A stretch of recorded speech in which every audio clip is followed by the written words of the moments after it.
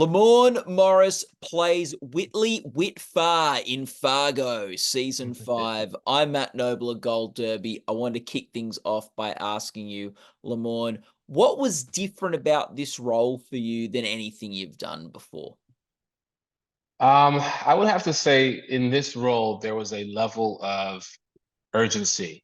The stakes were a lot higher with this character than there have been in the past. If I were to compare it to another character, easily people, would say on the nose Winston, and the differences between Winston from New Girl and Witt from Fargo is that they're both police officers, but one you should take seriously, and obviously that one would be Witt Farr. And like I said before, the stakes are a lot higher for this character. There's a lot happening with debt in this season. So Witt Farr is one of those folks that has a clean slate debt wise, and so now he finds himself pretty much a race against time to repay this debt for Dot.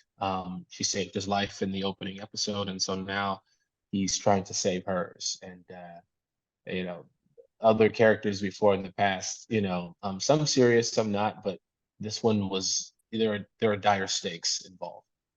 Mm. And I guess you talked about the sort of the stakes being so high for Witt. What are the stakes for you as an actor when you take on a role?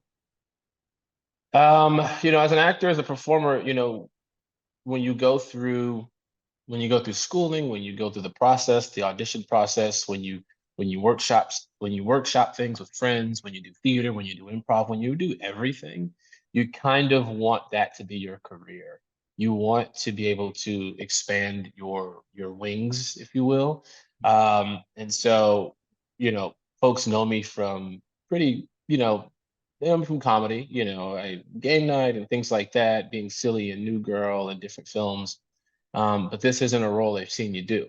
So when you do it, you run the risk, if not performed well, to never be able to perform those types of roles again. And so, you know, unless you're obviously self-financing a film in which you want to continue to do whatever the fuck you want to do. But in this case, you run that risk.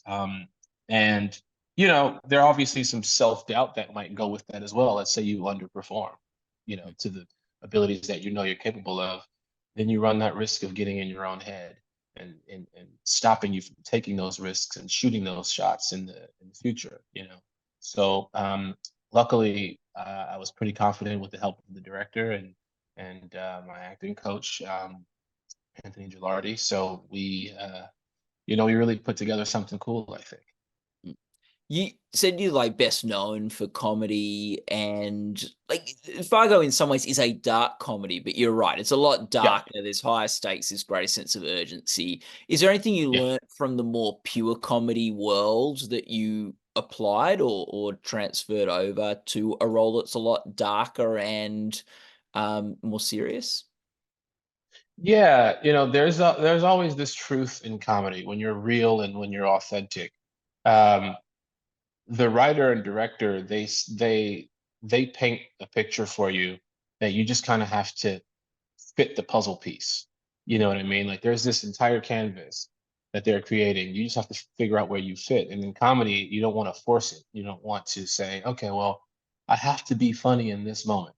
No, you just have to play it truthfully. And if the writing is done well, and if the director is putting you in that position, then goal accomplished. There's the straight man in comedy. You know what I mean? Where you have to tell the story honestly, and then there are the characters that are surrounding that world as well that can knock down a punchline, and that's fine. And as long as the whole piece is there, then you're doing your job well. I've been on the broad side of the spectrum, and I've been on the more subdued side of the spectrum, and they're all equally as fun to play. I look at someone like Jason Bateman, who isn't telling jokes, but he's really funny. Even in Ozarks, Yeah. where he's caught in a very tricky, sticky situation, and he's saying something so serious, but it's really funny in the moment. You Mm, know, so that's something I definitely learned. Even I learned that working with him on game night. mm. that it's not about being silly all the time. It's telling the story honestly, and there's a lot of humor in regular life. Yeah. You compared Wit to Winston earlier. Mhm. Let's now like quickly compare Wit to you. How are you Mhm. like how are you like Wit, or how are you not like him? I would say I don't like owing anybody anything. Yeah. I definitely don't. I just feel this pressure to pay them back, or it's uncomfortable when you're around them, and I don't like to ever have that. um, I don't like that at all, actually. And when I was going through my struggling actor days, I definitely owed people some money and some favors, and so it was always uncomfortable being around them, knowing that you don't have the ability to pay them back. That's kind of how Wit is. Wit kind of likes to be alone, but for the most part, he if you owe somebody something, that means you have to encounter them again at some point, and Wit likes his privacy. When Dot shows up and saves his life, it's it's not only a struggle for him because he wants to repay that debt, but also because it's a woman, and he was raised by his mom, and he has a bunch of sisters. You know what I mean? And so for me, I was raised by my mom, a single parent. I have a sister, I have nieces, I have aunts that helped raise me. My grandmother helped raise me. So I would go through the same thing to help someone who I knew was struggling, particularly a woman, because that's who raised me. You know what I mean? I feel this obligation to help out when I could. Not to say I wouldn't help my boys out, but Yeah. you know, they'll figure it out. They'll figure it Yeah. out. Uh, and Dot is a hard person for Wit to help. One, Yeah, she isn't someone who is looking for much help from others in the yeah, thing. And she sort of quite likes her own sort of privacy and her mhm, own little like yeah, also she's pretty capable as well at helping herself. So that's a yeah, real sort of challenge for Wit, is one, finding yeah. Dot so he can help her, and then seeing how he can help her. Yeah. Yeah. She So doesn't need it. She yeah. doesn't need it at all. You know what I mean? It's how do you help someone who's running from you? Yeah. You're like, but I can tell you kind of need the help. And she's just beating the shit out of everybody, and you kind of think, does she need my help? Does she? Yeah. What I think something like so brilliant about this season of Fargo is that each character sort of brings something different to the table in this Mhm, story. And like, where they find strength is in a different place, and also just how they hit on like different themes of the series. mhm. It also comes together to tell us a great story. What do you think Wit brings to the table of the characters on the show? I would say he brings a sense of heart to the show. There's a certain level of purity that he has that a lot of the characters don't. And you find that when I spoke to Noah about the reason, and obviously I can spoil things because people, Mm, I'm sure they've seen it at this point. yeah. But the reason that my character had to die was because there is a level of pure that we wanted to see tainted in some sort of way. And because you couldn't taint it, you had to kill it, because that's everyday life. Mhm. Um, it's not always the case, but in this town, in this particular place, a lot of the characters have their ups, their downs, their flaws, but Wit has a level of heart to him that would really affect the audience if something happened to him. With a lot of the other characters on the show, if something were to happen, um, yes, you'd be heartbroken, you'd be taken aback, but not like with this character, because from the time that you see him, he's only trying to do something noble. That's it. Like, that's literally it.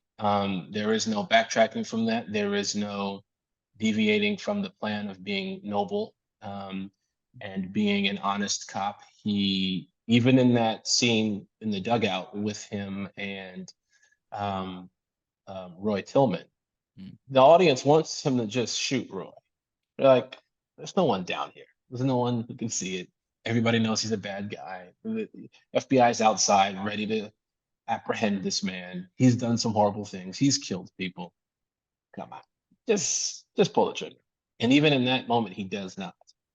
And so when he goes, I think it's a bigger blow for the audience. And I think that's what Witt brings to the table. Yeah. Was there also something with his death where, like, because the series sort of opens with him being sort of saved by Dot, there's sort of like he's playing with an extra life anyway, like sort of that sort of Yeah, like, yeah, I don't know. When I saw the final episode, that's something that I thought about is like, oh, he's had this life and yeah, that he could have lost so easily in that first episode, and it's sort right. of the season ends with his death, or that sort of in an act of Yeah, to save Dot and bringing justice to her abuser. yeah, yeah, Yeah, 100%. 100%. I agree. yeah. Did what let's talk about that scene with John Hamm, Witt's final scene. How was that like to shoot, and what was sort of what was the most important thing for you in what were you trying to find in that scene? You know, having having never died before, it's always a tricky thing when you have to do it on camera, or if you have to do it in a scene or theater or whatever the case may be.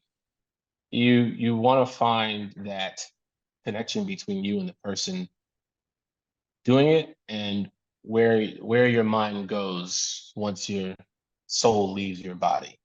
You know what I mean? What's happening? Because there are these moments when you're in death. You see it when someone kind of checks out.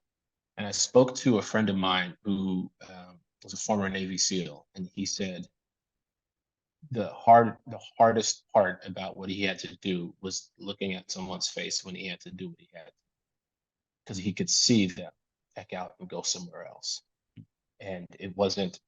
It was so that's what I was trying to capture. Where is he going? What's he seeing? What's he feeling? What's happening? So it's not just a which I would love to have done. I would have loved to have croaked in a very, very broad style. But I had to go somewhere else. And I think that's what I was trying to find. And it was an interesting experience because John Hamm is very intimidating already. He's a large figure. His voice is very commanding. And you know, you he allows you to play it real because he is also intimidating. So he's not letting you off the hook with being silly in the on the moment on the day. He's still keeping the set loose because he doesn't want you nervous. And I think he did a great job of that, of keeping everybody in a comfortable mood. So when it was time to get busy, like you were loose enough to felt comfortable enough to play the scene the way you wanted it to be played. And yeah, so I was just trying to, one, be in the moment, but two, figure out where my character was going after he was stabbed. Well, yeah, like you had to be comfortable and intimidated at the same time, which must be Yeah, interesting juggling yeah. those two sort of like Oh, feelings. oh, absolutely, absolutely. Yeah. Yeah. What did you? It was. I think something else about Wit is like he's processing a lot. There's a lot he doesn't know, and he's like Mhm. picking up. See, like there's a scene in the hospital where he sees Mhm. Dot, and he's sort of trying to help her, also trying to figure out what's going on and why she's there and Yeah. all that sort of stuff. How do you approach those sort of those quieter moments of Wit where he's sort of just trying to take stuff in and like sort of as the cogs are turning? Well, one of the processes that an actor would go through is this inner monologue. You know what I mean? What are you saying? Saying it out loud, but internally, Mm, and so your eyes tend to follow, or your emotions or your physical attributes tend to follow when you're truly trying to piece things together. Like truly, you're like, why is she here? Where are they going? Why haven't I seen her in a while? Uh, has she been in here this entire time? Did she still need help? I mm, know who this guy is. I've seen the billboards. I know who his son is. I've had encounters with him. I know these are not good people. And mm, the look she has on her face says, help me.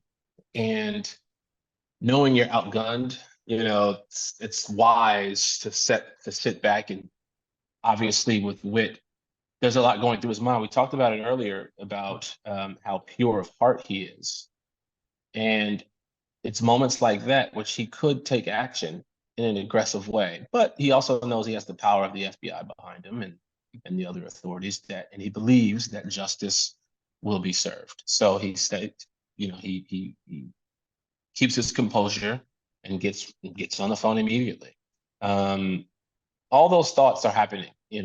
Do I pull the trigger? Do I do the right thing here? Do I, you know what I mean? Like, also you have this big looming cloud of racism over this town. Um, you know, Roy is somewhat of a white supremacist, and he has his thoughts and his ways and how he does things. And here Witt is this one black officer trying to, take down this entire militia, Mm.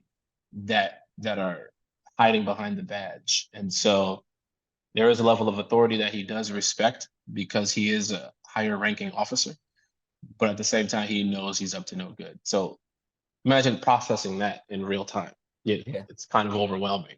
So, Yeah. hopefully I played it correctly or entertainingly, if that's the word. Yeah. What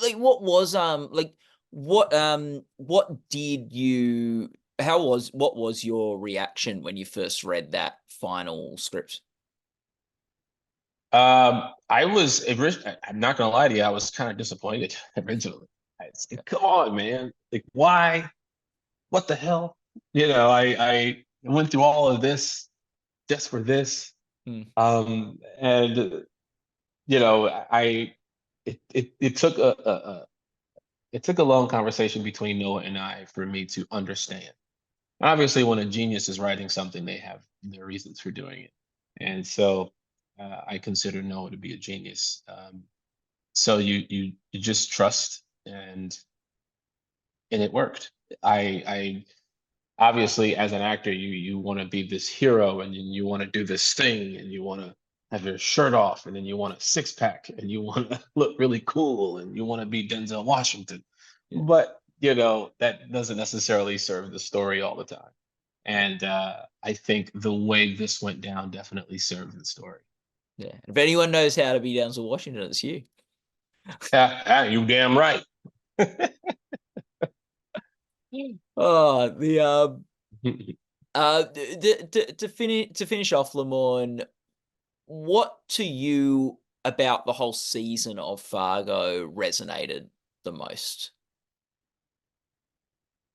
Honestly, it's a circusy thing, but it's working with these actors. I mean, some of the best performances in that I've ever seen. Like period. And just being a fan while working, it's a hard thing to juggle. And I just remember being so thoroughly impressed with every single person that I had to do a scene with, and learning something from each and every one of them. Juno definitely carried the load in this one, and working with her, it was mind-boggling how great she is, and at the same time, not weird about it. She's loose on set, she's hanging out, she's having fun, but she's also in in those moments, talking to you about character and family stuff, and she's using everything, to her advantage in the scene, and that's something that I hope to do more with my career, is to be more engaged uh, with people's personal lives and trying to use it and seeing what we can do to connect as scene partners. And she definitely taught me a lot about that. Sam Spruill, who plays Ula Monk, it was a master class in acting. Watching him perform, I mean, that final scene was like, come on, you know.